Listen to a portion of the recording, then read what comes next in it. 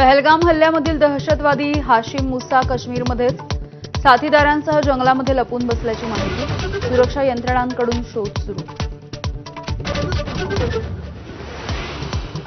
पाकिस्तानामधील सूत्रधारांशी संवाद साधण्यासाठी दहशतवाद्यांकडून अल्ट्रा नावाच्या अत्याधुनिक डिव्हाइसचा वापर, तर जंगलामधील रस्ते शोधण्यासाठी इंटरनेटशिवाय चालणाऱ्या अॅपची मदत।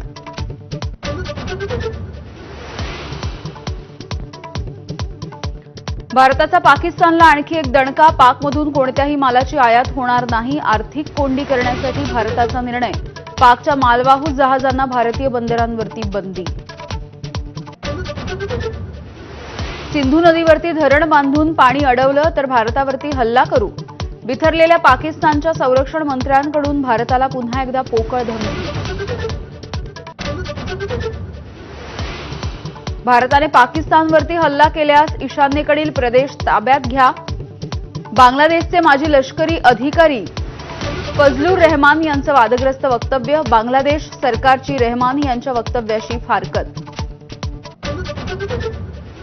सर्व माजी मुख्यमंत्र्यांना बोलावलं, परंतु काहींना पक्षाचा कार्यक्रम वाटल्यामुळे ते येणार नाहीत। शरद पवारांना कार्यक्रम निमंत्रणावरून अजित पवारांचं स्पष्टीकरण, तर कार्यक्रमाकडे महाविकास आघाडीच्या माजी मुख्यमंत्र्यांची पाठ।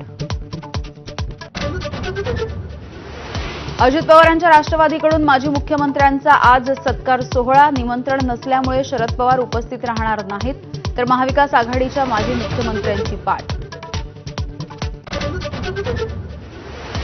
अर्थ खात्यामधले शकुनी डोकं जास्तच चालवतात। सामाजिक न्याय विभागाचा निधी लाडक्या बहिणींना वळवल्याच्या नंतर मंत्री संजय शिरसाट यांचा संताप। लाडकी बहिणीचा एप्रिलचा हप्ता जमा व्हायला सुरुवात। पुण्यामधल्या कार्यक्रमाच्या निमित्त शरद पवार आणि उद्योगपती अदानी यांची भेट। पुणे विद्यापीठाच्या सायन्स अँड टेक्नॉलॉजी पार्कमधील कार्यक्रमामध्ये पवार आणि अदानी एकत्र। मोटरमनच्या केबिनमध्ये सीसीटीव्ही बसवण्याच्या कारणावरून मध्य रेल्वेच्या या निर्णयानंतर वाद चिघळला।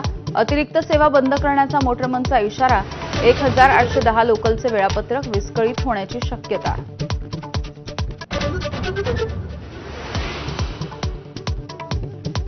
शिर्डीच्या साईबाबा संस्थानाला धमकीचा ईमेल।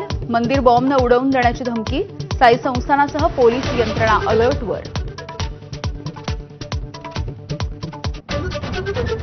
आणि गोव्यामधील शिरगावमध्ये श्री लईराई देवीच्या यात्रेच्या दरम्यान चेंगराचेंगरी। 7 जणांचा मृत्यू, 30 पेक्षा जास्त जण जखमी।